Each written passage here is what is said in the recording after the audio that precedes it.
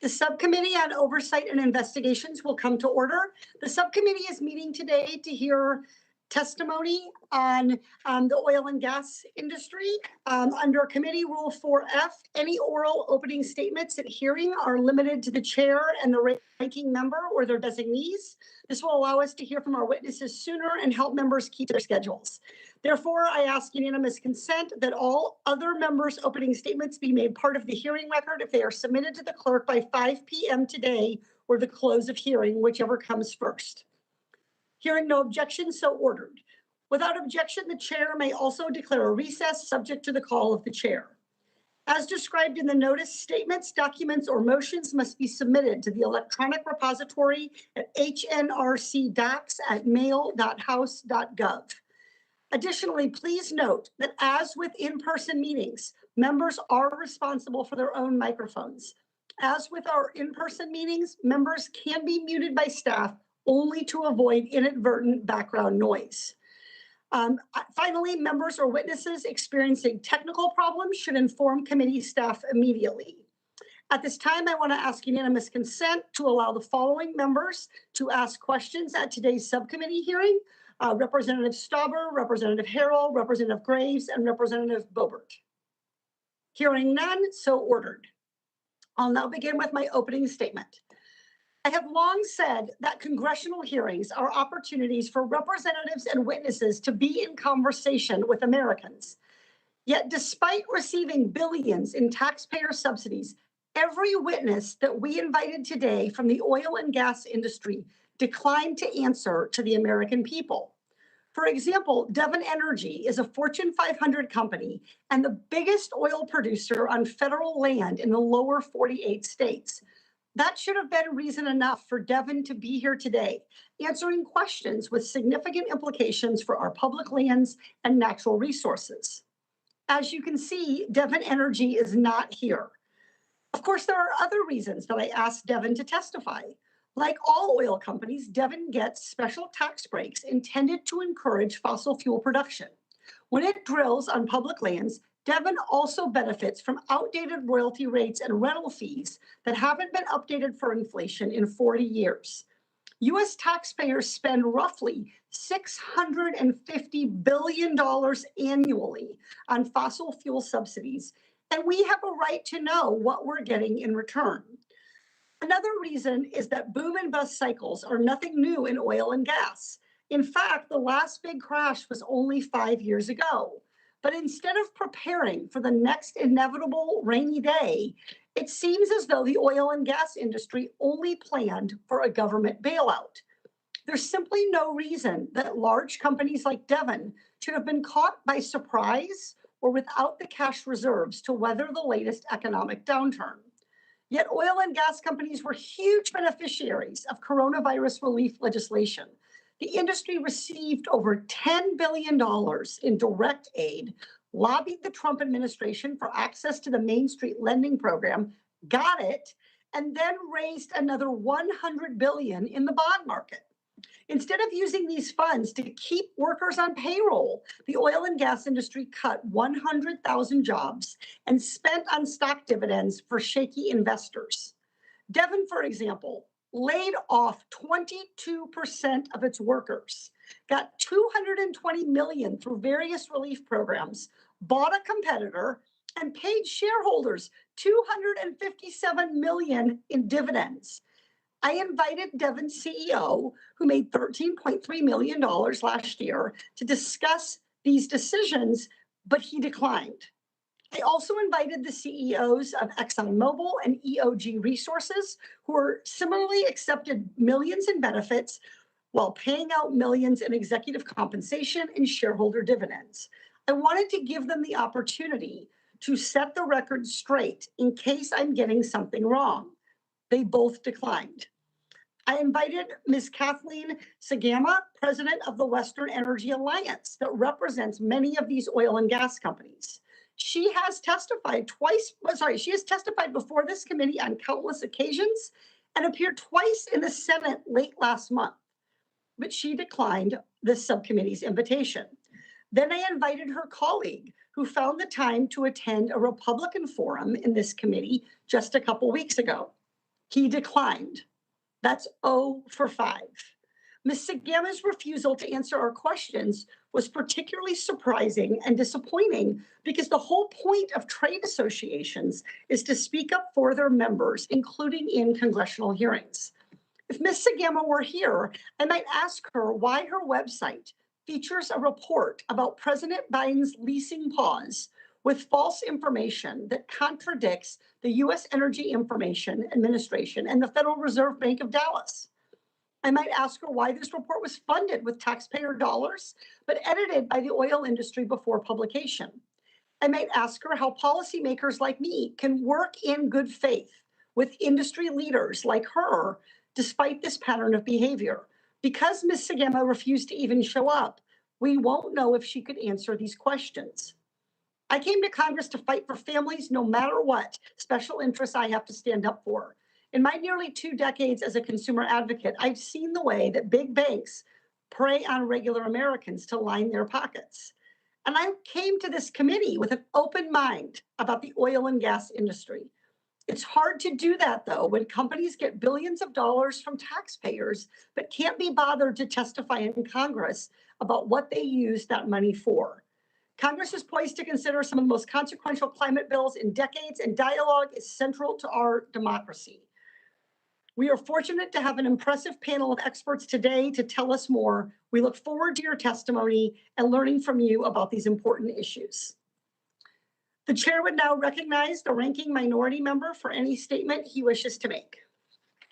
Thank you, Madam Chair. It's clear to me that this hearing is just another act in the majority's drama vilifying Americans working in the oil and gas industry, an industry that supports 9.8 million jobs, or almost 6% of the total U.S. employment.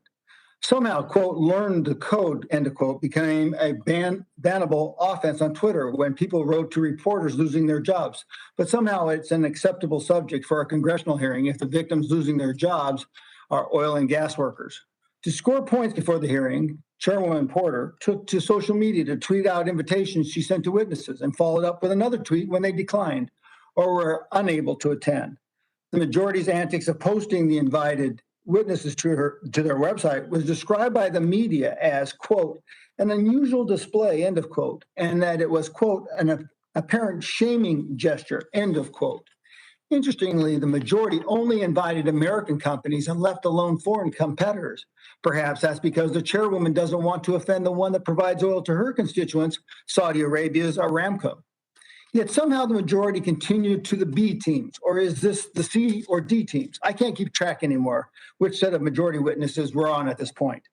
To me, these actions speak louder than words and illustrates that this hearing was hatched as a publicity stunt and not a respectable forum for rational and productive discussion. Despite the majority's purported interest in discussing the role the federal government plays in the contributions of the oil and gas sector to jobs and the economy, no one from the Interior Department was invited to testify. In fact, not one of the 7 witnesses' invitations sent out by the majority was to a government official. This is our second subcommittee hearing of the Congress, and the second time this subcommittee purportedly raises government-caused issues. But we will not hear from a Biden administration witness. Perhaps that's because it's easier to malign the people working in the oil and gas industry rather than address Mr. Biden's terrible policies that have resulted in devastating consequences to working men and women in America. I, too, would want to answer for the broad economic harm and direct job losses resulting from this administration's attack on workers in the oil and gas sector. For example, the administration refuses to articulate how long ban on federal leases will last.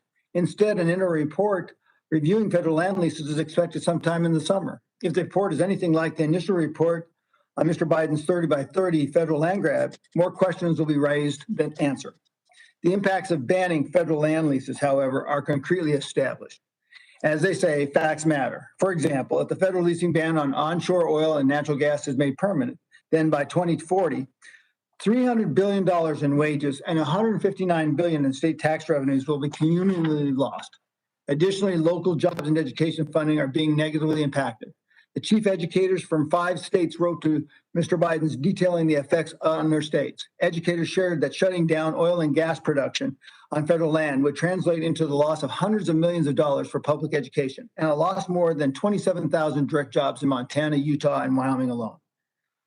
These executive orders have real life consequences. That is what we should be discussing at this hearing. Yet we are here with a majority that's more focused on scoring cheap points and continuing their narrative that members of the oil and gas industry that are bad guys.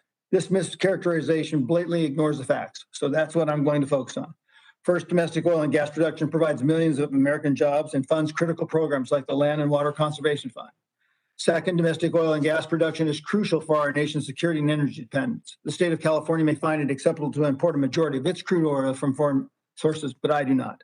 Finally, oil and gas, natural gas provide reliable and affordable energy. The importance of this cannot be understood. And this is a point I look forward to discussing with our A-team witness, Alex Epstein.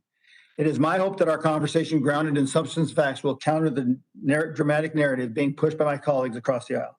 We should not allow Americans to be fooled by the theatrics of today's hearing. There are important issues that could be focusing on: oversight of American dependence on child labor for cobalt in the battery sector, slave labor, production of solar panels from China, or potential Russian monopolies on helium. All are good subjects being ignored by the majority in favor of the circus today's hearing will become. And with that, Madam Chairwoman, I yield back. Thank you very much, Ranking Member. I would like you to please ask that you refrain from characterizing the witnesses and their qualifications to be here. We're welcoming them all here today in the spirit of bipartisan cooperation to listen to each of them. I would ask the same that what you did in your opening monologue to those that were invited from the oil and gas sector. They are not here, sir. These 5 people are here. These 4 people are here from both sides of the aisle, and I'm looking forward to hearing from all of them.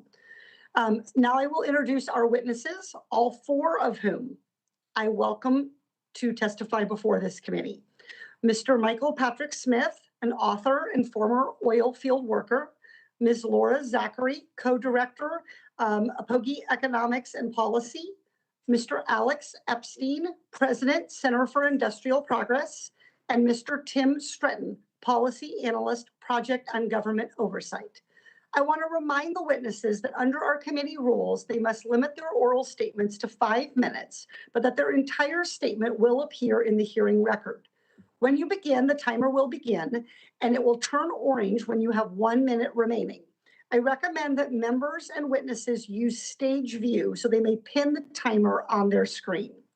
After your testimony is complete, please remember to mute yourself to avoid any inadvertent background noise. I will allow the entire panel to testify before we move to questioning the witnesses. The chair now recognizes Mr. Michael Patrick Smith for his testimony. Chair Porter, Ranking Member Gosar, and members of the subcommittee, I thank you for this opportunity. Oil field work is some of the hardest, most dangerous work in the world. I know that because I've done it. From summer of 2013 to winter of 2014, I worked in the Bakken oil patch out of Williston, North Dakota. I'm incredibly proud of my time as an oil field hand. I found great meaning in the work, and I found great camaraderie with the men with whom I did that work, and I'm proud to count myself among them and to call their families my friends. Williston, North Dakota is a boom town. Boom towns are built into the business model of oil extraction. When an extractable resource is discovered, industry moves in, workers move in, and the black market moves in. This influx of fast money into small communities creates extreme income inequality. A kind of localized hyperinflation occurs. The most precious commodity in Williston outside of oil was housing. When I got to town, I lived in a flop house. For $450 a month, I rented a mattress on the floor of a living room, which I shared with 4 other migrant workers. It was the best deal in town, and I'm grateful to the guy who rented me the space. In 2013, rents in Northwest North Dakota surpassed those of San Francisco to become the most expensive in the world. Boom towns are in the country. Boom towns find ways to take your money as fast as you make it. Inflated prices affected every aspect of life in town. Lunch at a truck stop could cost me 30 bucks. I landed a job making $21.25 an hour. The average day in the patch is between 12 and 14 hours of work, much of it backbreaking. The longest week I recorded working was 95 and a half hours. I once worked 172 hours over the course of 14 days. I feel all busted up, I told a truck driver I was working with. Get used to it, he said. Some of the men I worked with were local, but a great deal were migrant workers like me who had traveled in from all over the country. These jobs are transient and temporary by definition. We worked through all kinds of weather. The coldest I ever worked was a negative 38 degrees. Cold weather gear was not provided for me, although I asked for it multiple times. Frostbite was not uncommon. One man I met told me that you could tell a real oil field hand by the fact he was missing the fleshy part at the tip of his nose. One night, on a site I had been working, a gas leak caught the spark of a generator and burned down the tool pusher's sleeping quarters. The tool pusher survived, and company men from Texas and elsewhere were flown in to address the situation. At a safety meeting the morning we returned to work on the rig, the company's representative was given a chance to address us. His exact words were, "If I were you, I'd be nervous." You'd think that this would cause an uproar amongst a group of men risking their lives, but it was met instead with shrugs. This casual disregard for our well-being only served to reinforce what we already knew to be true. Our lives were pretty cheap. Now, a lot of good, hardworking people have found ways to save money, to pay off bills, and to buy houses by working in extractive industries. That said, it is my belief that people are able to do this despite the boomtown economic model employed by the oil industry. Do I think that oil companies are evil? No, I do not. I contracted for them. I also find the habit of demonization in our social discourse to be counterproductive to the business of making things better. So do I believe that oil companies can and should do better? Absolutely. Do I believe that they should have been doing better for a long time already? Yes. Do I believe that the federal government should work more on behalf of working people than for the benefit of multinational corporate conglomerates? I do. Now, oil field work is always going to be dangerous. That's part of the reason I was drawn to it. Because of the danger of the work and because of the toll this work takes on the human body, I believe oil field workers should be more highly compensated. I believe the industry should put real money into extractive communities instead of treating them as tools that they toss out as soon as they are done with them. Not everything needs to be a cash grab, and not all the money needs to go to the top. As a nation, we need to take care of our extractive communities. The hardworking people in towns like Williston, North Dakota, have literally powered the world. In some cases, like Pennsylvania, they've been doing it since the Civil War. If sustainable green technology is the future, and I hope that it is, then it needs to provide sustainable, good-paying jobs, something that, frankly, the oil companies have never delivered to the extent to which they have been capable. These new green jobs, should they become available, should be placed in extractive communities. You will find no one on planet Earth willing to work as hard for you as an oil field hand. I thank you for your time. Thank you very much, Mr. Smith. I now recognize Ms. Laura Zachary for her testimony. Thank you very much, Chair Porter, Ranking Member Gosar, and distinguished members of the subcommittee. Thank you for the opportunity to appear before you today. My name is Laura Zachary, and I am Managing Director of Apogee Economics and Policy, a consulting firm that provides in-depth economic and policy analysis on issues related to energy, climate, and the environment.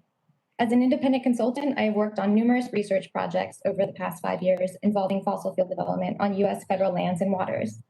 But the views I express here today are entirely my own. I was invited to testify about my investigations comparing findings across models that make relevant projections about the potential near-term production impacts of a federal leasing moratorium, and in particular to also share my review of an often cited report by Dr. Timothy Considine. In particular, work by Dr. Brian Press enables comparisons across different studies. Dr. Press is an economist and fellow at Resources for the Future, an independent, nonpartisan, nonprofit research institution that is committed to improving decisions through impartial economic research and policy engagement. Dr. Press custom-built a detailed model of the U.S. upstream oil and gas industry that specifically differentiates between the economics of federal versus non-federal oil and gas production. His model was designed to simulate the production impacts of potential federal leasing policies and provides breakdowns that enable important comparisons to findings from other studies. There have long been calls for fiscal reforms to the federal oil and gas program. Compared to how states manage oil and gas leasing, the federal government forgoes at least a third of the revenue that could be captured for taxpayers. On January 27th this year, the Biden administration signed Executive Order 14008 that pauses issuing new federal oil and gas leases. And importantly, the language implies a temporary pause only on issuing new leases, not on issuing drilling permits. This is a critical distinction for what the impacts of a pause could be. Very importantly, federal permitting data confirms that to date, there has been no pause on issuing drilling permits for both onshore and offshore. And in fact, since the pause began, Department of Interior has approved drilling permits at rates in line with past administrations. Modeling conducted by the Energy Information Administration, Dr. Press at Resources for the Future, economists at the Federal Reserve Bank of Dallas that focused on the Permian Basin, and a report by the Energy and Industrial Advisory Partners focused on offshore development all indicate no reduction in U.S. production from a leasing pause in year 1 and negligible impacts on production in year 2 through 4. Dr. Prest finds that a permanent end to new federal leasing would primarily affect production more than a decade into the future after 2030. Prest finds that there would be no decline from baseline total U.S. oil and gas production until year 4 of a leasing moratorium and no decline from total U.S. gas production until year 7. The leasing pause is not expected to last anywhere near that long, but this modeling is helpful to inform understanding of potential impacts and help mitigate potential impacts. In contrast to the findings of these other studies, the Considine 2020 report estimates that a moratorium on new leases results in a 62% drop in drilling in the first year and an 81% drop by the end of year 2. It also finds that a 93% drop in drilling will occur by the end of year 4. These very different findings are potentially impacted because of parameters about how leasing on federal lands works and taking into account basic timelines of how quickly and how the minimum timeline, between when a lease is issued and when drilling and production could possibly begin. In addition, it does not take into account that the majority of production from federal leases occurs 10 or more years after a lease is issued, and the fact that drilling permits continue to be issued on the millions of existing acres already under lease. Because these assumptions about these parameters drive production impacts and subsequent fiscal and economic impacts, the findings do not enable reliable conclusions about the projected impacts of a leasing moratorium in the near term. So speaking about 1, 2, or even 4 years. In addition, Considine 2020 uses multipliers that estimate between 60 and 75% higher economic and employment impacts compared to other methods that better account for how markets work in reality. As such, I urge caution when citing these findings on jobs and GDP for both near or long-term projections. Thank you. Thank you very much. The chair now recognizes Mr. Alex Epstein for his testimony. Thank you for inviting me to testify. I want to begin by challenging the basic assumption of this hearing, which is that the US government is harming Americans and the world by giving unjust preferences to the highly destructive oil and gas industry. I believe this is 100% wrong. I will make the case that the US government is actually harming America and the world by giving unjust punishments to the incredibly life-giving oil and gas industry. If we can liberate this industry, America and the world will be far better places to live. What has led me to the conclusion that the oil and gas industry is life-giving and persecuted? It is not any financial relationship with the industry. I came to all my views before I even knew anyone from that industry. My conclusion came from my background as a philosopher. As a philosopher, I believe passionately in objective thinking methods. One crucial thinking method is full impact thinking. This means that when we are evaluating an industry, like oil and gas or solar, we look carefully at the full impact, positive and negative, of that industry. When I decided to look at the full impact of the oil and gas industry myself, without the bias of most media and politicians, I found that the positive impacts far, far outweighed the negative impacts and will continue to do so for generations to come. What are the positives of the oil and gas industry? Along with the coal industry, the other part of the fossil fuel industry, they are the only industry that can, in the near future, produce the low-cost, reliable energy that 8 billion people need to survive and flourish, to live to their highest potential. Unreliable solar and wind can't come close to fossil fuels. That's why globally, fossil fuel use is 4 times all other energy use combined, and why oil, gas, and coal use is exploding in the developing world. How positive is the impact of an industry that produces low-cost, reliable energy for billions of people? If you care about human life, nothing is more positive. Energy is the industry that powers every other industry. The lower cost energy is, the lower cost everything is. Low-cost, reliable energy produced by the fossil fuel industry has made humanity so productive that since 1980, the fraction of people living in extreme poverty, less than $2 a day, has gone from more than 4 in 10 to less than 1 in 10. Now, fossil fuel CO2 emissions have contributed to the warming of the last 170 years, but that warming has been mild and easily masterable, 1 degree Celsius, mostly in the colder parts of the world. And life on Earth thrived when CO2 levels were more than 5 times today's. Fossil fuels have actually made us far safer from climate by providing low-cost energy for the amazing machines that protect us against storms, protect us against extreme temperatures, and alleviate drought. That's why the rate of climate-related disaster deaths from extreme temperatures, droughts, wildfires, storms, and floods, has decreased by 98% over the last century.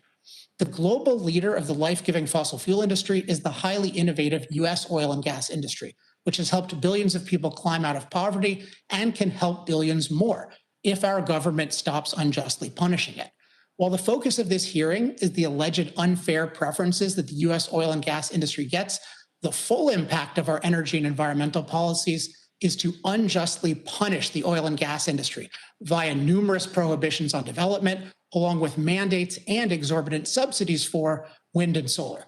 This administration and Congress promised to make the situation far worse by punishing the US oil and gas industry to the point of trying to eliminate it, which would cause skyrocketing energy prices, which means the mass destruction of American industry and jobs. Punishing US oil and gas even more than we already do will harm America and harm most of the world by preventing billions from having lower cost, more reliable energy. The only people it won't harm are the leaders of dictatorships that seek to overtake America, such as China. China has a clear strategy of running its economy on fossil fuels while encouraging others to run on inferior, unreliable solar and wind that is made using Chinese fossil fuels, which produce 85% of China's energy.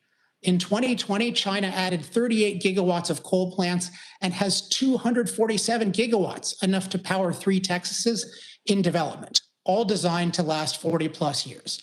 America is not being a leader by punishing our ultra-productive oil and gas industry and rewarding the China-based unreliable solar and wind industry. We are being a sucker whose economy and security will collapse. It's not too late to change course. If we liberate every energy industry, including oil, gas, coal, and nuclear, America can make the world a better place to live and continue being a prosperous and secure country for generations to come. Thank you. Thank you very much. The chair now recognizes Mr. Tim Stretton for his testimony.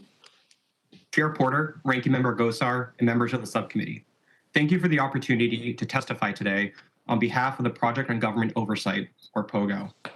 The extractive industries receive a number of direct and indirect subsidies from the federal government. These subsidies can range from certain tax preferences to special royalty rates.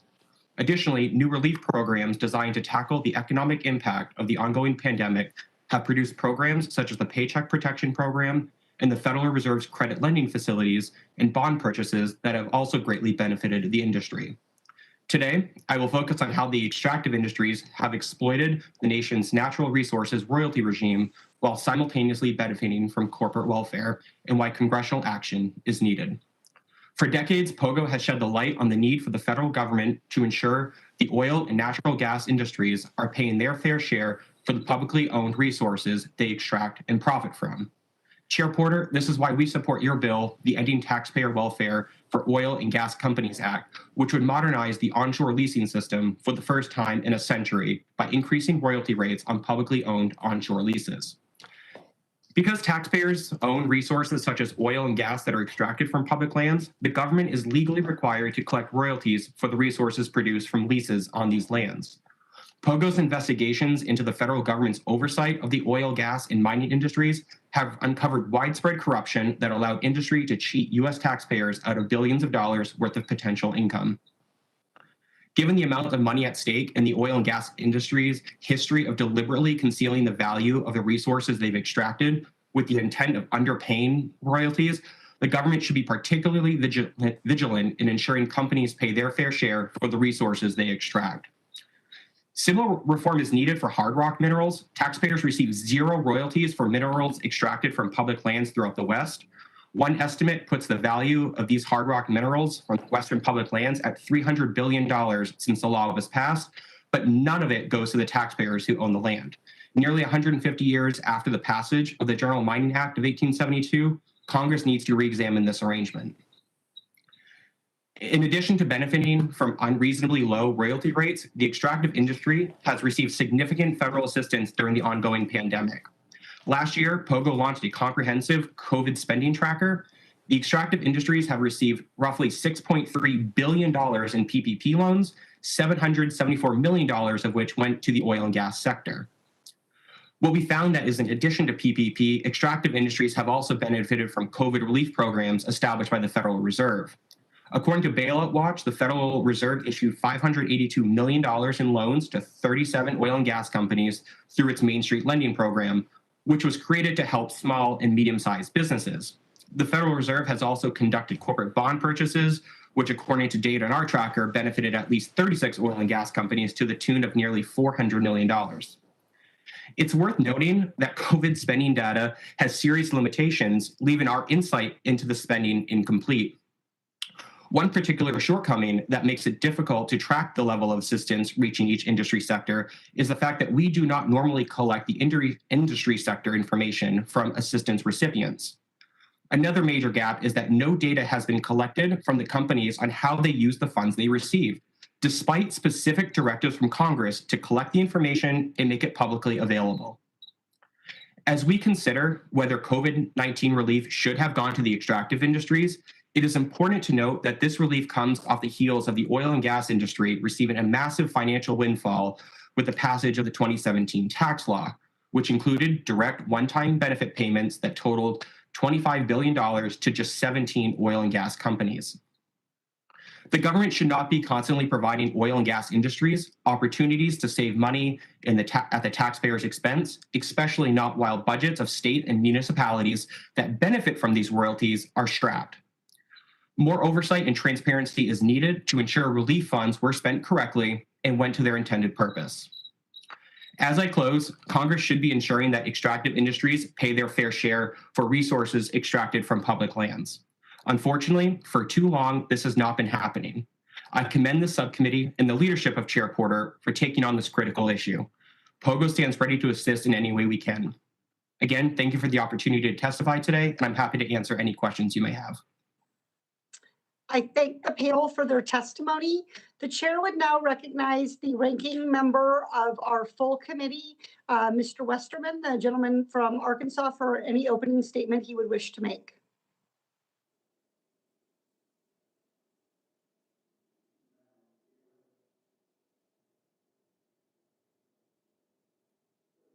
Mr. Westerman, I can see you just fine. I just need you to unmute yourself, sir.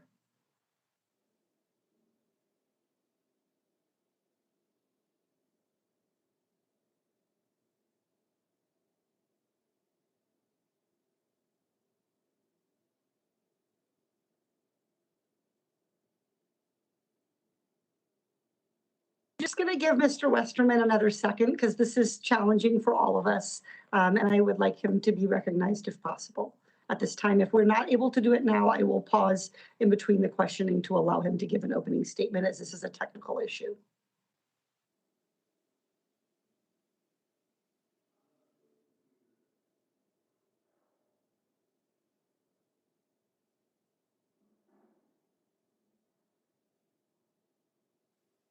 Mr. Westerman is changing devices, so if it's okay, what I think I'll do is go ahead and recognize Mr. Grijalva for his questioning, after which, who's the chair of the full committee, after which we can go back to Mr. Westerman for both an opening statement and a question. So Mr. Grijalva, you are now recognized for your questions. Well, thank you very much. And let me just, your opening statement said it all. And I'm really disappointed that none of the representatives of the oil and gas industry could be bothered to show up today to this hearing. And regardless of the excuses we're going to hear today, part of the oversight function and the chair is doing exactly that, is to bring some transparency and accountability into these discussions. And then we don't have the opportunity to do that with the folks that refuse to come to this hearing. I think that says a lot in and of itself.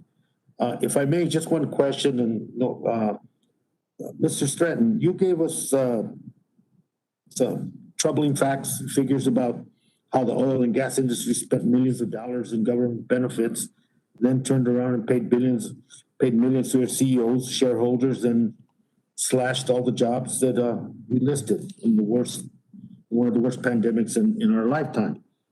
And the efforts have been to cobble together, information as you have with your statement. The committee has tried to cobble information from we can get from a handful of companies when that's available, but there's a lot we don't know. And I just want to ask you, what recommendations do you have for Congress to address the lack of transparency among industry recipients and that are using a variety of taxpayer subsidies? And what would be some of those ideas for transparency that Congress should consider? Thank you, Madam Chair. Thank you, Chairman, for the question. I think the first thing Congress should do is reiterate the language that was in the CARES Act that was passed last year. Congress was very clear that any recipient that received federal relief funds in excess of $150,000 was to report quarterly on how that money was being used. Congress was very clear on it. Unfortunately, OMB instructed agencies that they didn't have to collect that information. And so that's the first thing, is really reiterate its intent and then work with OMB to direct them to require recipients to report this. The other thing I would recommend is, while the Federal Reserve's programs have ended, if those are ever restarted or if in future crises they are replicated, not include the exemption for that Federal Reserve had, that securities transactions were exempted from those conditions. Any kind of relief funds should have the same conditions across government. Thank you. And Madam Chair, thank you for this meeting and for the witnesses for your time. Very much appreciated, and a very important meeting and hearing. And thank you again, Madam Chair, and I yield back. Thank you very much, Mr. Chair. I don't believe Mr. Westerman has yet rejoined, but I reiterate that when he does, I'll be recognizing him for an opening statement if he's able to. Madam Chair, I'm here, but on a different device. Oh, wonderful. Okay, wonderful. Mr. Westerman, it's now my pleasure to recognize you as ranking member of the full committee for any opening statement you would like to make. And then I will go ahead and recognize Mr. Gosar for his questioning. Unless you would like to go first, I'll leave that up to you. I'll yield to Mr. Gosar after my opening statement, but thank you, Madam Chair, and also want to thank the witnesses. I usually do that beforehand, but thank them afterwards for their testimony. I especially want to thank Mr. Epstein for hopefully helping us to think more logically and more clearly. It's refreshing to hear a philosopher's perspective on these kinds of issues. We are here today for the majority's attempt, which I believe is more of a publicity stunt, to criticize the oil and gas industry than to talk about real facts and data. The playbook is a simple one: recycle talking points to vilify the industry and to paint a distorted picture of so-called good versus evil. I'm sure that we'll hear more about corporate subsidies that aren't. We'll hear about unfair royalty rates that aren't. And we'll hear many other meme-worthy talking points that fail the logic test. If we want to talk about royalty rates, and I remind you that a rate is a rate, it's a percentage that's multiplied by a total, then maybe we should discuss some of the other antiquated hard dollar threshold amounts that we find throughout the federal government. How about the Service Contract Act threshold set at $2,500 back in 1965? Maybe we should raise that rate. Or what about the Davis-Bacon Act of 1931 that set the threshold rate for $2,000 where Davis-Bacon wages had to be used? What we're really talking about today is an industry that provides reliable and affordable energy to our nation. This is an industry that contributes to almost 10 million jobs and plays a vital role in our daily lives. In fact, we cannot conduct virtual hearings like this without the fossil fuel industry. And of course, when myself and my colleagues included travel to Washington, D.C., we rely on this industry to fly or to drive here. The attack on the oil and gas industry lodged by my colleagues across the aisle often fails to acknowledge the role the oil and gas industry also plays in the development of our renewable resources and energy. A witness at one of our forums hit the nail on the head when he shared this quote. The hypocrisy of all this is what stings the most. As the Biden administration moves to renewable, they're asking us to pretend that oil and gas just does not exist. In reality, those lithium batteries that power their electric cars come from mines in Mexico that are powered by generators fed with natural gas. The wind farms that dot the East Coast and other parts of our country need to be lubricated, and you cannot do that with sunflower seed oil. You need a petroleum project, end quote. The administration's callous disregard for the impact of these actions on American workers is baffling. With the stroke of a pen, President Biden canceled the Keystone Pipeline permit, and we saw immediate job losses. I saw that affect many people in my district who had jobs working on the pipeline, and within 3 hours of the inauguration, they were unemployed. That's what is missing in the majority's framing on this discussion. They may attempt to target companies and workers operating in the oil and gas sector, but they ignore the real-world consequences of demonizing this industry. The results are devastating: job loss and the loss of public education funding, to name just a few. But I won't ignore these impacts. I visited and heard from people across the country whose families were hurt because they lost their livelihoods. Moving forward, I challenge the majority to answer a question that was posed by another participant in our Republican forum, who asked, what do you say to a man whose livelihood was taken away from him by an elected official whose answer was to go get a different job? People's lives depend on oil and gas industry. And it's for jobs, for energy, and for security. Unfortunately, holding hearings like these ignores not just the benefits of an industry, but even more importantly, the needs of everyday Americans. With that, I yield back. Very much. The chair now recognizes the ranking member of the subcommittee, Mr. Gosar. Mr. Stauber will be going first. Mr. Stauber has some time elements, so he's going to go first. Thank you. Okay, thank you very much. The chair now recognizes Mr. Stauber. Thank you very much. You know, we find ourselves today in just the latest chapter of House Democrats holding a non-serious hearing so they can further appease their wealthy elite and anti-development base. When President Biden took office, he used his pen to kill as many good, high-paying jobs in one swipe as possible in America. He canceled the Keystone XL pipeline, which would have safely transported energy across our nation while employing tens of thousands of union workers, and attacked responsible development on federal lands by banning leasing and therefore throwing American jobs, livelihoods, and costs of living into limbo. Why?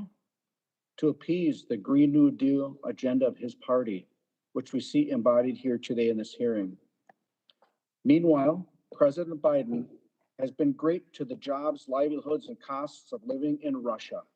Just yesterday, only 118 days after canceling the Keystone XL, Axios has reported that President Biden waived sanctions on a massive pipeline that Vladimir Putin so badly wanted to build.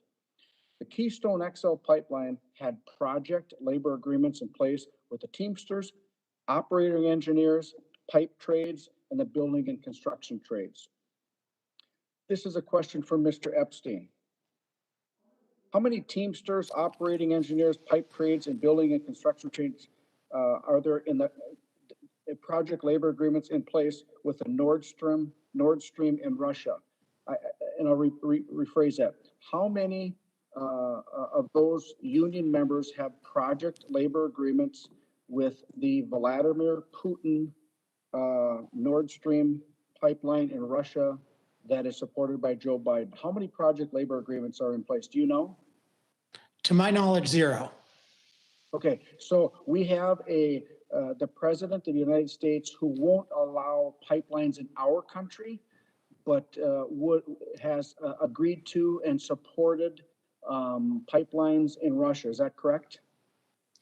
Yeah, and it's part of a broader trend where we forbid development domestically and then we liberate it other places. So much of our production now is done in China instead of the US, which, as I mentioned, has lots of strategic disadvantages. So with this decision, we have lost project labor agreements with workers, union workers in the United States, correct? Yes. Okay, thank you.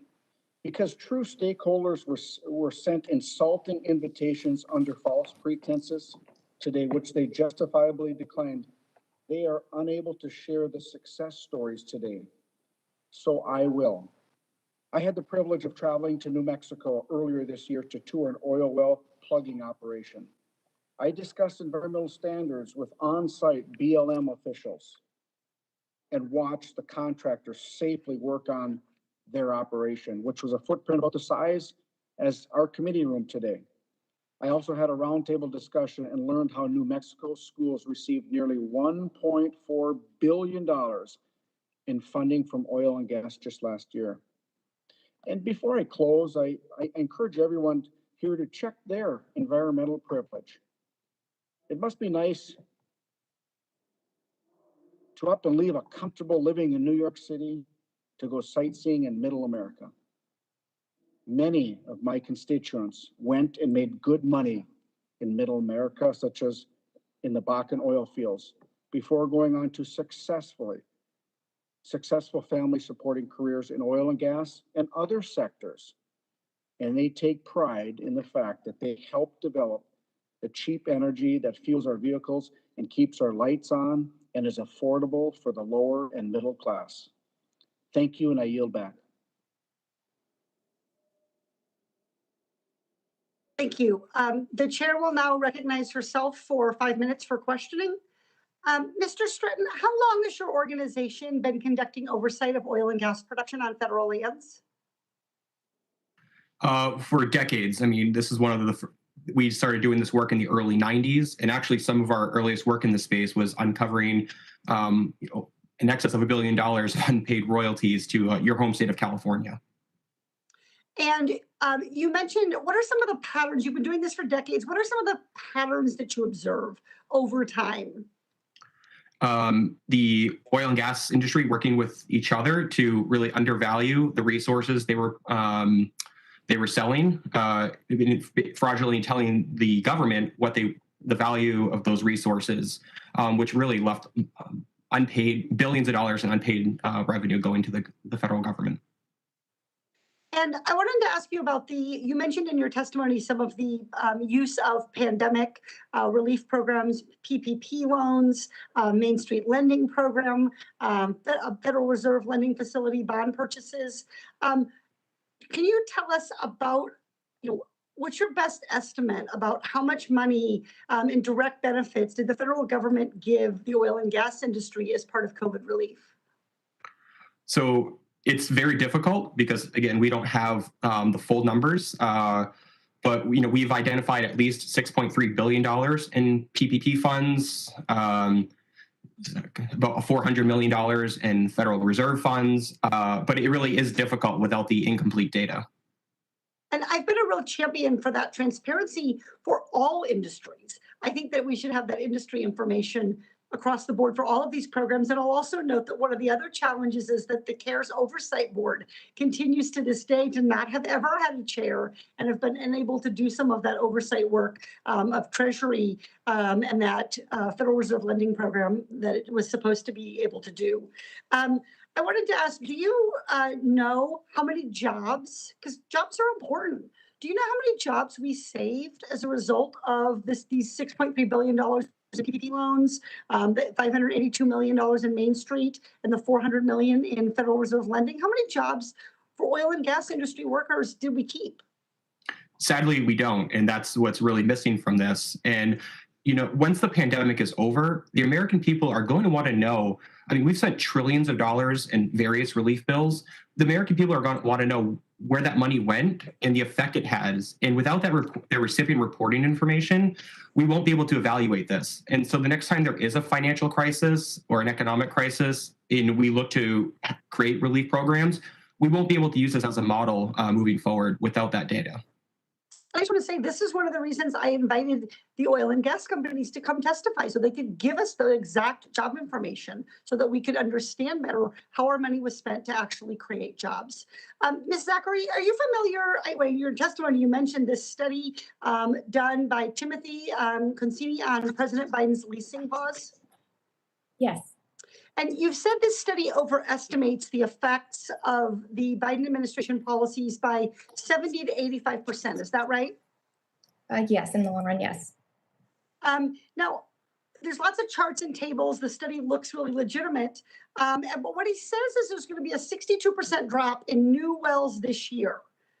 But I don't understand that because it takes about 11 months from leasing federal land at the fastest to get started on production on a new well. And most leases don't get developed in between 8 to 10 years. So how is it that a temporary moratorium in January 2021 could lead to an almost 62% instantaneous drop by the end of this year?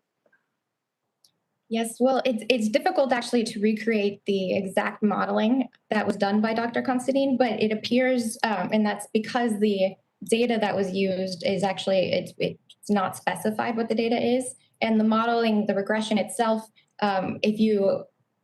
when federal leases are put to zero, it's incapable of actually predicting the number of drilled wells. And so there must be something else going on, but it's unclear how to figure that out. But a particular issue for the short run is that it seems to be that he assumes that leasing terms are only 5 years. Okay. I want to, in my remaining seconds, just take a minute to commend to all of the members of this committee reading Mr. Smith's full testimony in which he talks about the loss of lives of some of his colleagues, including his best friend Tyler and others who talked about, quote, you get sick of carrying dead bodies off this, I'm not going to say the word, but an oil, off oil equipment.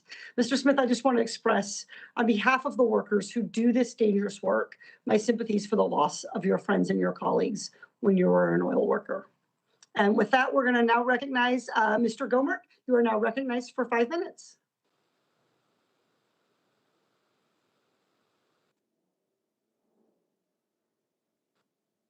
Gomert, are you here?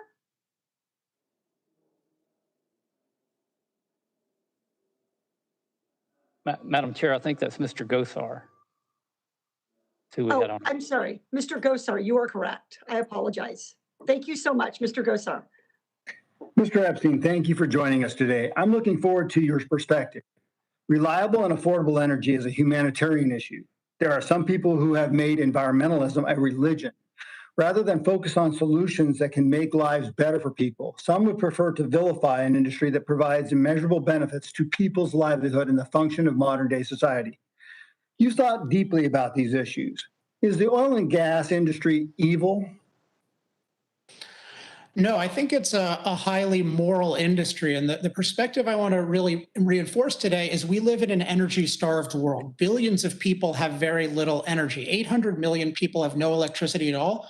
2.6 billion people are using wood and animal dung. The U.S. oil and gas industry is uniquely positioned to provide low-cost, reliable energy for us and for the world. And the fact that we're focused on demonizing them and really trying to outlaw it in this country, I think is deeply immoral.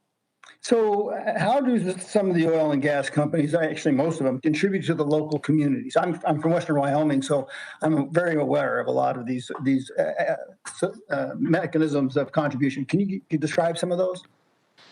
I mean, I think the biggest one is how they contribute to all communities by giving low cost, reliable energy. So oil and gas jobs support every job. But if you want to talk locally, yeah, there are these enormous opportunities for productive employment. And I've met over the years, I didn't know anyone in the industry when I got started, but I've met tens of thousands over the years. They're incredibly proud of the work. I don't think Mr. Smith's testimony represents the average worker at all. I think if most of them were here, they would really rebel against a lot of the things that are being said about them and their work and their conditions. And so I think it's a very admirable industry for the most part. Of course, there are bad apples and that kind of thing, but people are really grateful for the amazing productive opportunities to do meaningful work that benefits the whole world. So you also in your testimony highlight how oil and gas has led to advancements in other industries.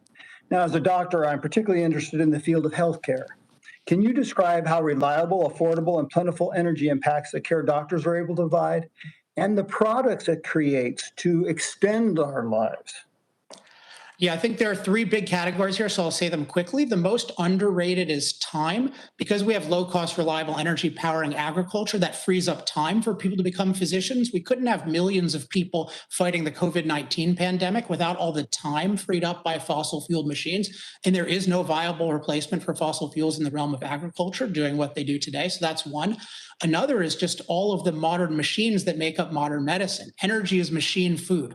The lower cost and more reliable energy is, the lower cost it is to use machines to save all kinds of lives. And then the final one is petroleum products. When people talk about keep it in the ground, restrict drilling, they're not thinking about the fact that oil and gas are the raw material of thousands of valuable products in our civilization, including just about every product in a hospital. So oil and gas saves lives in so many ways. And the fact that we only look at the negative impacts and not the positives is exactly like only looking at the negative impacts of a COVID-19 vaccine and not the positives. Yeah, so you bring up a good point. So, the other side looks at globalism, this environmental movement globally. So it makes more sense to me, at least, and for some from the folks I come from, that we produce it cleaner, more efficiently than anybody else in the world.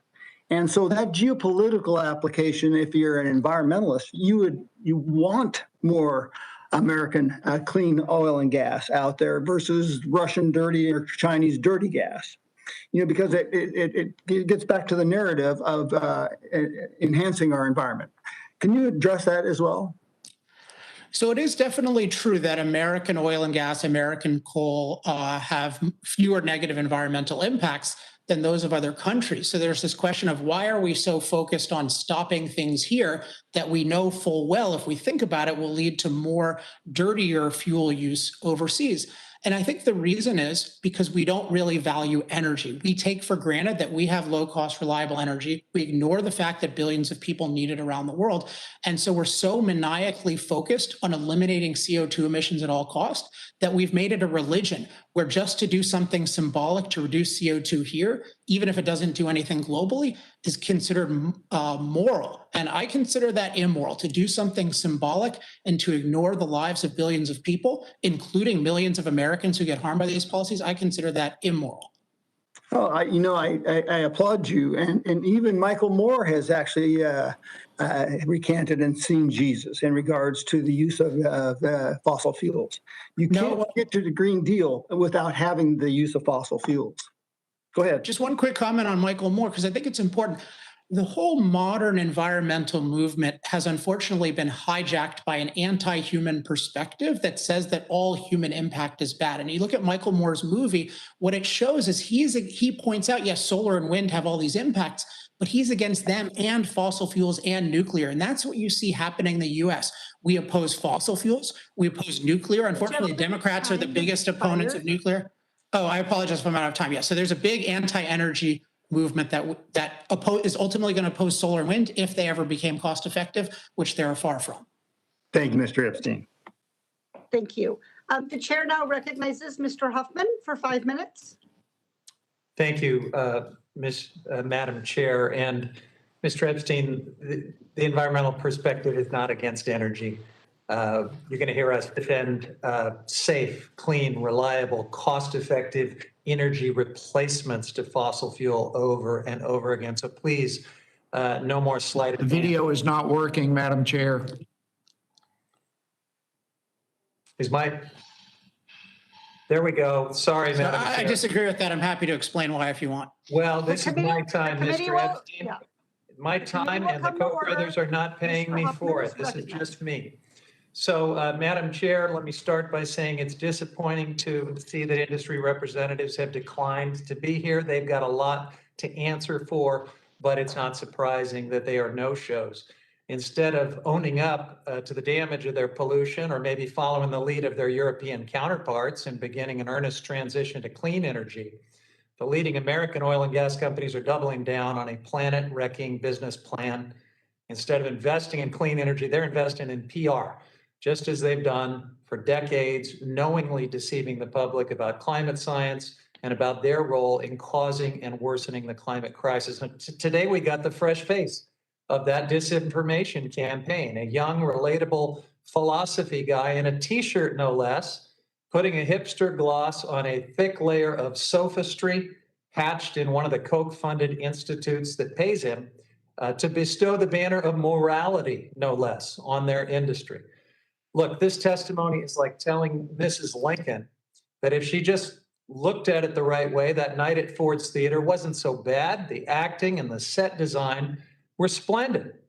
And if Congress and the American people just looked at it the right way, if we put aside the fact that the industry is literally killing the planet, if we pretend that replacing oil and gas with clean, safe, cost-effective alternatives is somehow impossible, then continuing down this road to climate perdition is a great plan. Look, at the heart of this disinformation campaign is the claim that fossil fuels are good for jobs and the economy. And if you look closer, as we're daring to do today, you see that feel-good narrative is built on layers of massive public subsidies. One of the many poster children for this fossil fuel welfare state is the recent Arctic refuge lease sale. The drill everywhere proponents who got this into the Republicans' 2017 tax cut bill promised it would bring sky-high revenues into the Treasury. It ended up generating just 1% of the billions that were promised as a way to offset those tax cuts for corporations and billionaires. And that's the story over and over again when it comes to oil and gas development. We're promised all of these windfalls, the fossil fuel industry gets sweetheart deals, and the costs are dumped on taxpayers and the environment. We keep paying for the reckless impunity of fossil fuel companies when they mismanage their businesses, when taxpayers are there to bail them out, when climate change devastates communities like what we're seeing with fires in my district, taxpayers pay again. So asking fossil fuel companies what they're doing with the billions they get from taxpayers shouldn't be controversial. It's basic oversight, even though it has touched a nerve for some of our friends across the aisle. But Mr. Stretton, let me ask you, do you agree that Congress should look into how Exxon and other oil companies are using the billions in funds that they get from taxpayers every year? Absolutely. We hope the federal government is good, stewards of taxpayer money, and we can't be insured. We don't know that unless Congress, looks into it and asks those important questions. Well, and as the public picks up the tab for so many of this industry's impacts, we know these companies are lavishing money on their executives and shareholders. So can you suggest any policy reforms to require or encourage them to invest government benefits and bailouts in longer term improvements to infrastructure or renewables or other things that are beneficial to the public? Yeah. So what I would say to that is, for decades, the oil and gas industry has had an unfair competitive advantage towards other industries, such as clean energy has been brought up a few times already. So, that is something Congress and the administration could have a serious conversation about, trying to level that playing field. It's good economics to diversify various sources of energy. All right, I am out of time, but thank you very much, Madam Chair. I yield back. Thank you. And I just want to remind my colleague, Mr. Huffman, to avoid commenting on the witness's appearance as a matter of decorum. And I appreciate your participation.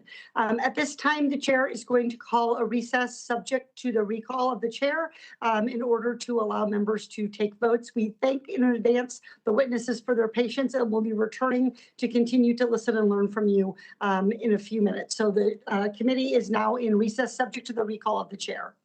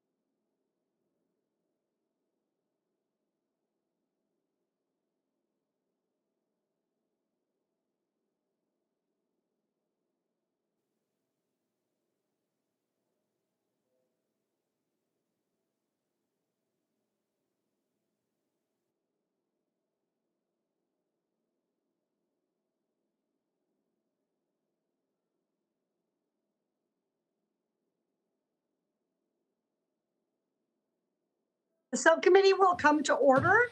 I would now like to thank again witnesses again for their patience, and the chair will recognize Mr. Westerman for 5 minutes.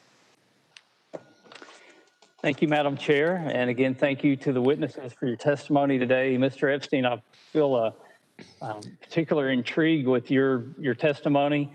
It's great to hear somebody talk about facts and to present that in a logical format. And I often joke with people that I have actually the worst educational background to serve in Congress.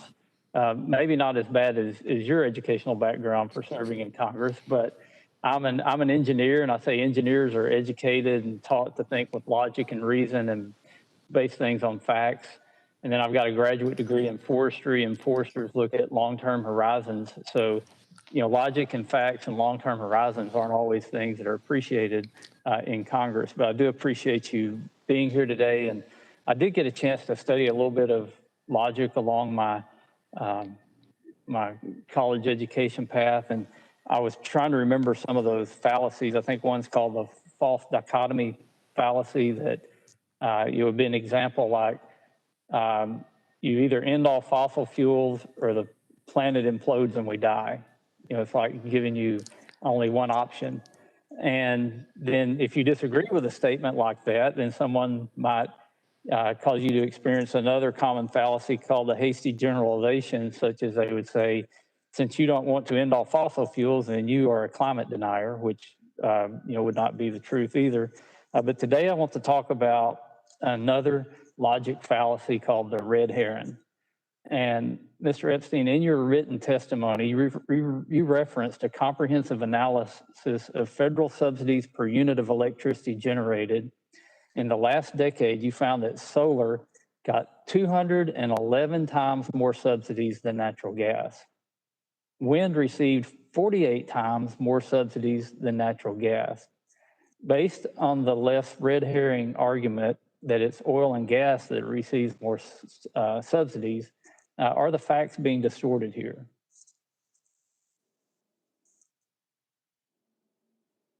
I think you're muted, Mr. Epstein. Sorry. I think the facts are being enormously distorted. I mean, any kind of claim that the oil and gas industry is getting preference over solar and wind is not even coming close to looking at the full impact of policy.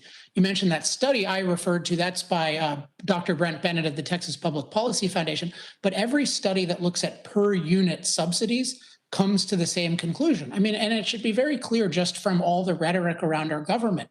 Our government is talking explicitly about eliminating fossil fuels in the near future and replacing them with unreliable solar and wind. And so that agenda should be owned, and we should be discussing, is this a good idea and what are the consequences of that? Not pretending that solar and wind don't already have these massive special privileges and that there aren't innumerable obstacles to oil and gas development in the US.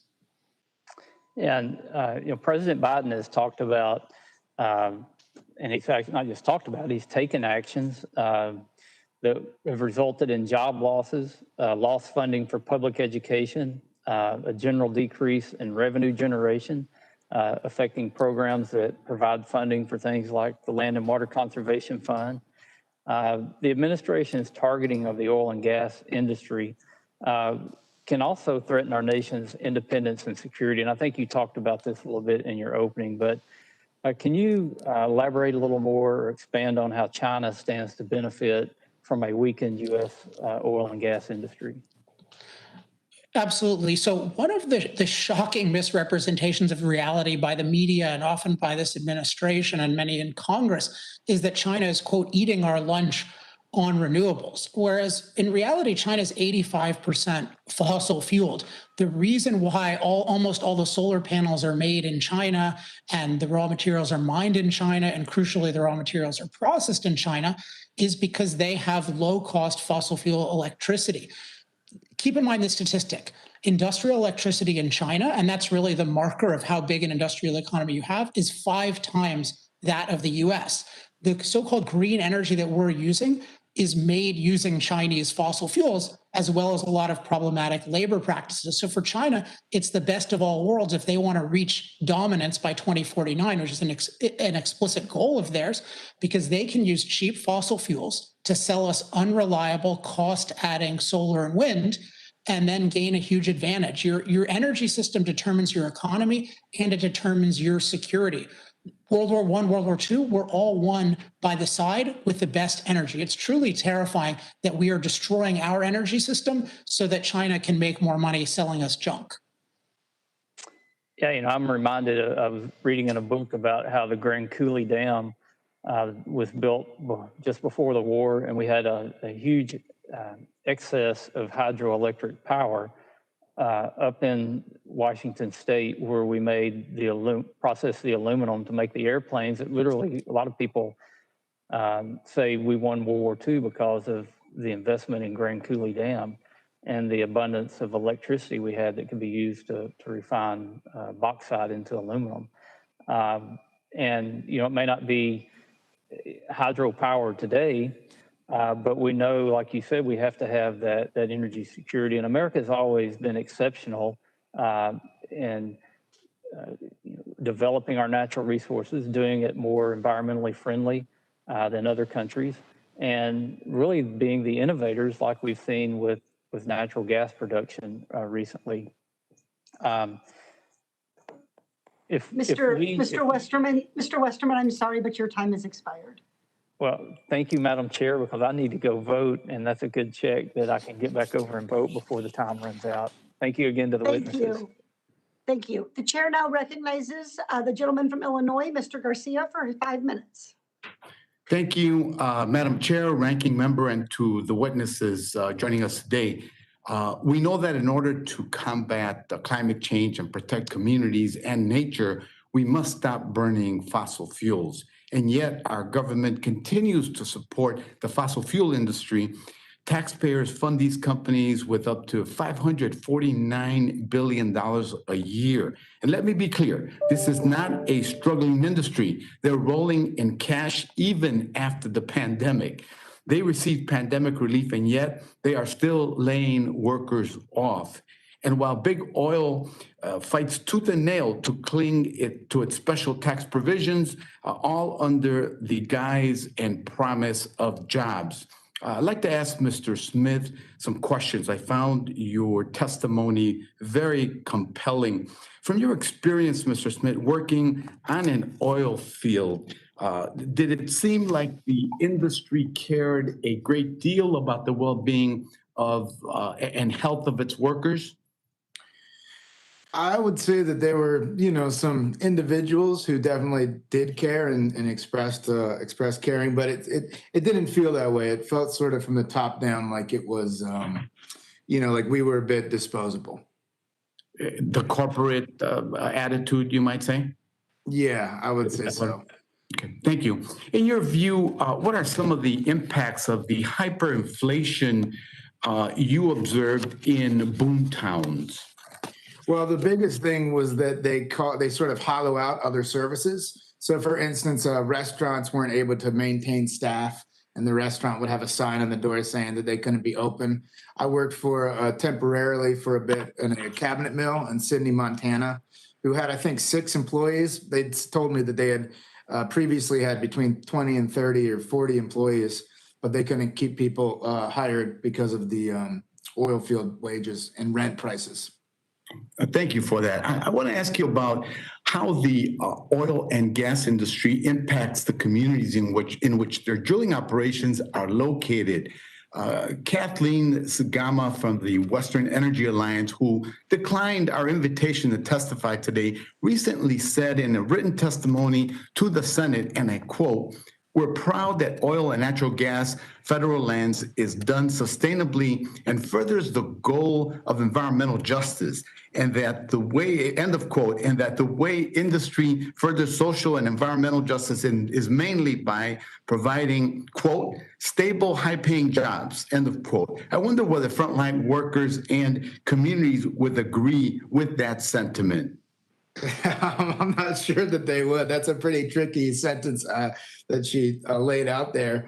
You know, I think if you're calling these jobs high paying, what do you call the CEO pay? I mean, you need a language to be able to discuss these things.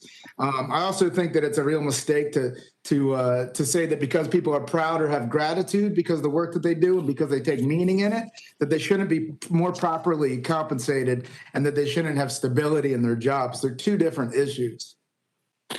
Thank you. Mr. Smith, based on your experience actually working on an oil field and, of course, living in the community and the conditions you described in your testimony, do you have reactions to what Ms. Gama claimed in her testimony before the Senate? Yeah, I mean, I simply just don't feel that, I don't know if stable and high paying are correct. I just think that they're incorrect adjectives. As far as furthering the goals of environmental justice, I mean, I don't know what I could really add to that. Got it. Mr. Stratton, do you have any reactions to those claims?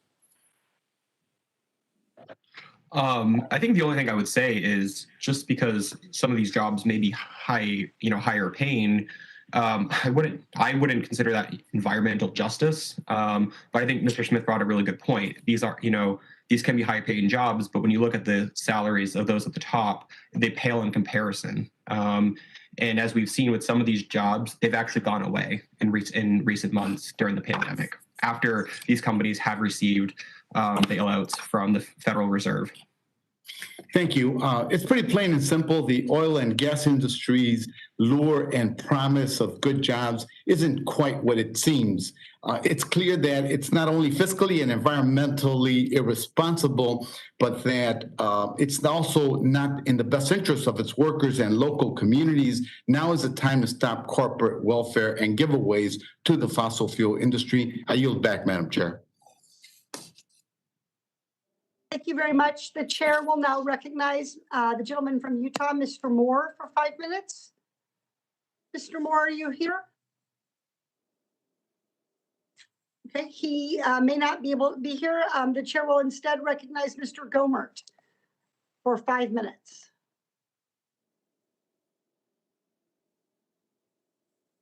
Mr. Gomert?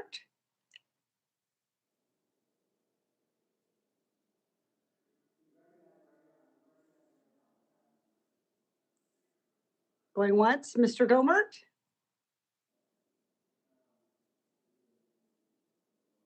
Stand by. We're in the middle of voting, so it's a little bit complicated. Ms. Harrell. The chair will now recognize Ms. Harrell, the gentlewoman from New Mexico, for 5 minutes.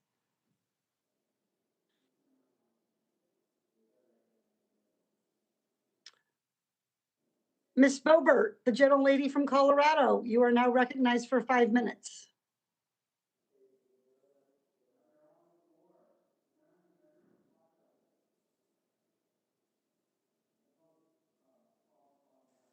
Give me just 1 second because I can see Ms. Bobert and Mr. Gozar. Ms. Bobert is trying to come online. Let me check with staff. Hang on 1 second.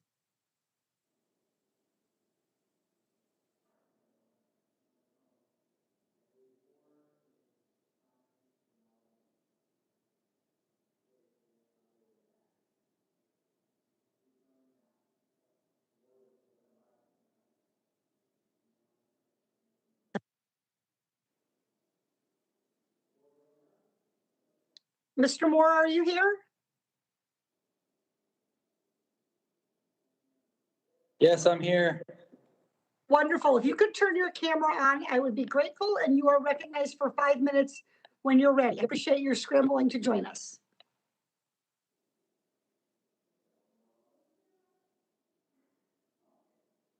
Domestic energy production is one of the most important issues with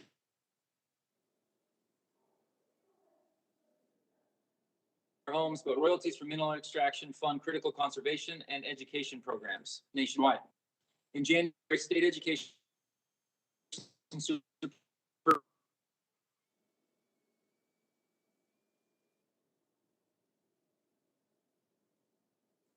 Witnesses, I just want to acknowledge. Mr. Moore, you're cutting in and out just a little bit. I just want to make you aware in case the witnesses ask you to repeat anything. I'm going to give you as much, a little bit extra time to make sure everyone can hear you.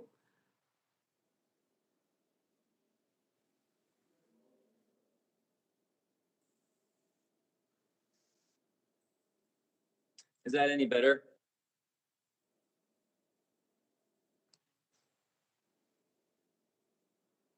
We can hear you. I'll get a little closer over here.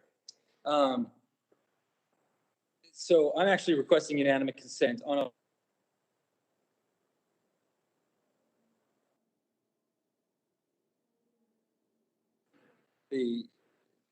regarding just our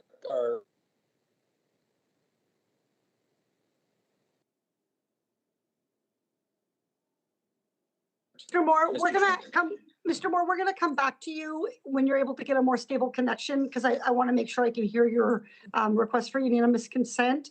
Ms. Bober, are you able to question at this time? maybe I just go into the Okay, Mr. Moore, we're going to come back to you. I'm going to recognize the chair now recognizes Ms. Bober for 5 minutes, and we'll come back to you, Mr. Moore, in just a minute. Ms. Bober, you can go ahead. Thank you very much, Chairwoman Porter. I am very excited about this. Thank you to all the witnesses who came in and testified today. I'm just very, very excited to hear from all of you. And Mr. Smith, I have a lot of experience in the oil and gas industry. My husband has drilled for natural gas for 18 years now. And so I know what an incredible benefit it is to communities to be able to drill and not allow government to regulate us into poverty. You talked about the increase of economic growth that takes place when we are able to utilize those resources and extract those resources effectively and responsibly. And, this gives communities a chance. It gives families a chance. My husband was homeless and came to Colorado with a trash bag full of clothes to start his life over again. And so we're so grateful for those high-paying jobs of utilizing American resources and really just liberating families. We have fire departments in our community that we wouldn't have had. We have community colleges that we wouldn't have, elementary schools. And then, of course, our local businesses all thrived from that. It's interesting. You mentioned the hours of work that you work there. And I was doing the math, and some of that's about 13.5-hour days. There was 1 week where you worked 95 hours, and that's fantastic. I, too, remember my first part-time job. And then, the 2 weeks of working more than 100 hours, it's about 12.5-hour days. There's also a group of people who work similar hours in the Congo, except they're children, and they too aren't provided with the clothing adequate for their environment, for the weather conditions. They aren't even provided PPE, like I presume you were provided on the drilling rig. In fact, they aren't even provided with shovels to mine cobalt in the Congo. And these are 40,000 children who are mining with their bare hands because America is outsourcing our energy to China and Africa instead of mining right here in America and creating American jobs and helping American families. And then, of course, liberating these children in the Congo. But with that, I would like to go into my statement. The Biden administration and House Democrats have waged an all-out war on traditional fuel sources and have endangered 10 million jobs supported by the American oil and gas industry. These partisan hacks talk out of both sides of their mouth and recently said pipelines are the safest way to transport energy. We've been saying that for years. Yet when it comes to American jobs and American energy, these leftists have prohibited all oil and gas leasing on federal lands and killed important projects like the Keystone Pipeline. But somehow, just yesterday, it was okay for these not in my backyard extremists to waive sanctions for a Russian pipeline for Putin's buddies. And these hypocrites and American last Democrats, they support this. Currently, Congressman Chip Roy and I have a discharge petition to bring H.R. 859, the Protecting American Energy Jobs Act, to the House floor. My bill nullifies Biden's job-killing climate executive orders, overturns the energy leasing ban on federal lands, and nullifies the revocation of the permit for the Keystone XL pipeline. The discharge petition can be signed on the House floor during any session period, and I encourage members in this committee to sign today. I'd like to now ask a few questions of our witnesses. Mr. Epstein, it's great to see you. And let me start by saying I loved your book, The Moral Case for Fossil Fuels. I also appreciate the talking points your website provides and even the weekly discussion groups that you lead. I'm very grateful for that. Now, Mr. Epstein, advocates of eliminating fossil fuels claim the unreliability of solar and wind can be solved through large amounts of batteries. Is this true? Yeah, this is false. It has been promoted by Elon Musk, who says that all we need is solar plus some batteries. So I ran the numbers with Musk's own conservative battery prices, $300 a kilowatt hour, and to have just 3 days of storage, you would need hundreds at $400 trillion, which is 4.5 times global GDP. So this is a complete fantasy that's justifying disastrous economic policies at home, and Musk and others should really explain themselves and really apologize. Thank you, Mr. Epstein. The Biden regime claims that green jobs will easily replace any oil and gas jobs that are lost. Is this true? In my written testimony, I explain why this is impossible. They're not nearly as productive. They're almost all based in China. And by raising the price of energy throughout all of America, they make every American job less competitive by making it expensive to do industry here and cheaper to do industry abroad. Thank you, Mr. Epstein. Our time is up. I would love to follow up with you offline and ask you for further questions that I have of you, and I would be happy to post your responses. Sounds great. Thank you, Representative Boebert. Thank you very much. The chair now recognizes gentleman from Utah, Mr. Moore, for 5 minutes. Thank you, Madam Chairwoman. I hope I'm in a better situation. Can you hear me okay? We can, sir. Okay, great. Apologize about that. And I won't regurgitate everything, but we have in January, state education superintendents in Wyoming, Miami, North Dakota, Alaska, and Utah submitted a letter to President Biden outlining their concerns with the administration's oil and gas ban, which has reduced funding used to educate our rising generation. That's the narrative of the letter. And so, Mr. Chairman, Madam Chairman, I request unanimous consent to enter this into the record. So granted. Thank you so much. Okay, Mr. Epstein, I also have a few questions for you, and I'll jump right into it. This is my first time in elected office. After winning the primary back in Utah in June of 2020, I spent the general election timeframe really digging into this issue. There's an area in my district that is an energy hub in Utah. It's been an energy producer for many, many years. They've created a lot of opportunities for people. They were going through a really, really difficult time. And I just want to go and really dig into it with them and truly understand the issues. I'm somebody that's joined on with a lot of the work that Representative John Curtis has done with many conservatives on a lot of the climate issues. And I want to understand this. My key finding was that these companies, they're putting me in front of their environmental experts every time. They're working with their local universities to understand air quality issues. We're investing in tier 3 opportunities in some of our refineries in Utah. As an industry, they really are trying to do the right thing. In Utah, because of it, has actually, have seen some progress here and quite a bit of progress and have, some of the cleanest oil in the country. Can you speak to why this is so important that we leverage these resources and trust these companies instead of importing energy from abroad? Thank you. So as I've tried to stress, energy is a fundamental human need. Energy is the fuel for our machines. And without machines, the world is a very deficient and dangerous place. We tend to think of the world as, oh, it's abundant and safe and the climate is nice, and then we just screw it up using fossil fuels. Nothing could be further from the truth. Absent low-cost, reliable energy, the world is a really bad place. It's a bad environment for humans. We struggle to survive. We struggle to eat. We struggle to protect ourselves from natural climate danger. We have dirty water. It's fossil fuels that have made us unnaturally safe from climate. Our ancestors were devastated all the time by climate. Fossil fuels provide us clean water. So when we're talking about energy and environment, we have to recognize that energy makes our environment good, and the only low-cost, reliable, globally scalable form of energy is fossil fuels. So if we don't do it here, what we're like, Biden wants to ban a pipeline and stop drilling for the near future. That just means we're importing it from other places, which means energy is more expensive and has more negative environmental impact. Moving to the regulatory uncertainty, tax is the topic of the day actually in Congress, with potential of a tax increase. And the thing that I continually hear from CEOs and employees and folks that we just don't know, like the uncertainty. We have to plan 10 years out when, Congress plans 2 years out, because we're all worried about our next election, right? Let's be very candid about this.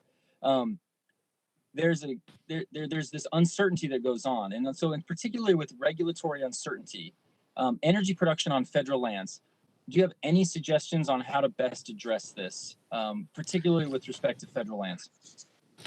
Yeah, in general, the way you address this is by having property rights. And I think we should really question how much of the land is controlled federally. Currently, federal land is glorified. You take this like 30 by 30 thing, which many people, I think many members of this call endorse. And so this is saying that even more of the land should be controlled by the government, but the federal government is the worst controller of land. If you take, I live in California, actually in Orange County, where Representative Porter is.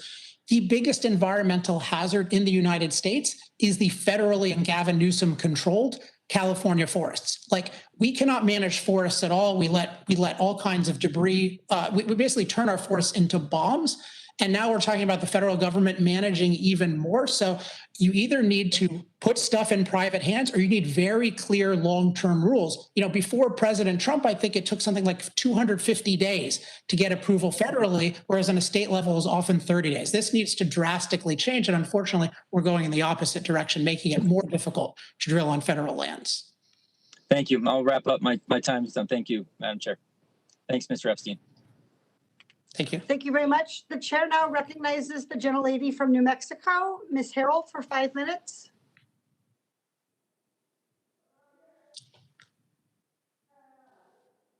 Ms. Harrell, you are now recognized.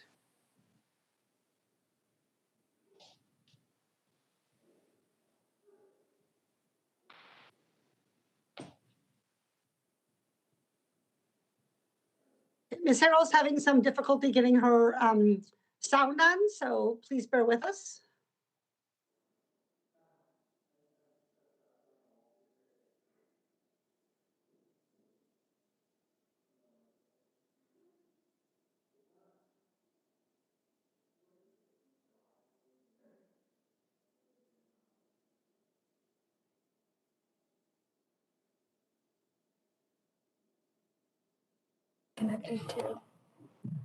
There you are, Ms. Harrell. We can hear you now. You can proceed. Okay, great. Okay, thank you. Sorry, I don't know what happened while I was gone.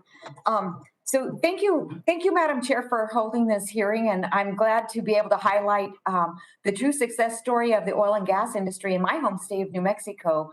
To put it simply, the oil and gas industry is the economic backbone of New Mexico and has been for decades. The industry employs 134,000 people statewide and provides over $1 billion each year to fund our public education. This funding goes directly into teacher salaries and into the classroom to better the educational opportunities for New Mexico's children. And Madam Chair, I would like to ask unanimous consent to submit an op-ed by Ernie C. DeBaca, the CEO of the Albuquerque Hispano Chamber of Commerce, published in the Albuquerque Journal, entitled, "Mr. President, please rethink leasing ban that hurts New Mexico." So ordered. Thank you. I'd like to actually go to Mr. Epstein for my questions. Many of my Democratic colleagues have stated that green energy jobs can replace the loss of traditional energy jobs, like the 134,000 oil and gas jobs in my state. Many also say that we need to be transitioning to a completely carbon-free energy grid. Can you tell me and the committee why both of those ideas are completely fantasy? Yeah, I would actually describe them as nightmare ideas. And so the thing about green jobs. I mean, I think there are three basic elements to it. So the first is they're not as productive as fossil fuel jobs. You take the average oil and gas extraction worker, they produce $2 million worth of value. That's why that industry pays really well. Solar and wind are generating unreliable energy that's a parasite on reliable forms of energy like coal, gas, nuclear, and hydro. So they're never going to be the same kind of job. Also, those jobs are overwhelmingly in China, because that's where the mining, processing, and manufacturing is done. Just to take one example, mentioning Elon Musk, his Tesla rooftop factory was supposed some great savior in Buffalo. In reality, as I show in my testimony, that cost something like $700,000 a job. That is total welfare work. And then the other thing about these green jobs, and that relates to this idea of a carbon neutral or whatever you want to call it, is when you make energy more expensive, you make everything more expensive. So what that does is that makes your industry uncompetitive, which has already started to happen and is happening much, much more in Europe and Australia. The representative who insulted me, I forgot his name, but called me some modern insult. He's talking about Europe. Europe is a total disaster. They're shedding jobs all over the place because they have catastrophically high energy prices in places like Germany and Denmark that are only doing a fraction of the solar and wind adoption that this administration is talking about. Right. Yes, and I apologize for that because I believe the decorum on this committee should be one of respect to all of those that take time to be witnesses in front of the committee. And with that, I have another question. What do you think Congress should be focused on when investing in infrastructure, especially in the energy infrastructure? Congress should be focused on liberating infrastructure. So recently on Twitter, I posted about this. The key to better infrastructure is liberating it from anti-development forces. We have so much of an anti-development movement on private lands and on public lands. And if you take something like highways, why is China building freeways 4 times faster than we are with the same number of vehicles on the road? It's because we have all these anti-development things. So we need things like NEPA reform. I think the Builder Act is a good start to that. But we need to be liberating infrastructure instead of creating this crazy $2.3 trillion slush fund for any random welfare projects that people want, which is what President Biden is talking about. No, the key to infrastructure is liberating infrastructure from anti-development forces. Okay, and one final question for Mr. Stratton, for Tim. I know in your earlier testimony, you mentioned that you're unable to see details of how PPP was used and spent as it relates to the oil and gas industry. So my question is, do you have a definitive amount? Are you able to show all other industries where that has been sent? I mean, are we to believe that oil and gas is the only industry in which you're unable to identify spending for PPP, the oil and gas industry? Thank you, Congresswoman. And to clarify, it is across all industries that it's very difficult to track. You and anyone else is able to go to our COVID-19 spending tracker. You can search by various industries, by various programs across government. I think we have more than 20 million transactions that we've logged, but that is only, a small piece of the puzzle, and there's still very much we don't know yet. Okay, thank you. I just wanted to be very clear that we weren't just trying to segregate oil and gas in that statement. So thank you so much, and thank you, Madam Chair. I yield back. Thank you so much. I want to, before we conclude, just again, thank the witnesses for their time. I know this was an extremely challenging hearing with a long vote series in the middle of it. We appreciate your patience. We had more than our handful of usual issues getting everybody online and being able to be heard. And we really, really, truly value your time, all 4 of the witnesses. I just want to make that clear that yes, sir. Who wishes to be recognized? Just a point of clarification. I Yes, know sir. earlier we got back and forth in regards to the witnesses.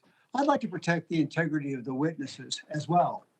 And what I was pointing out was that there were so many different individuals that were asked, whether it be from our side, your side. It was hard to keep track of who was actually going to come in.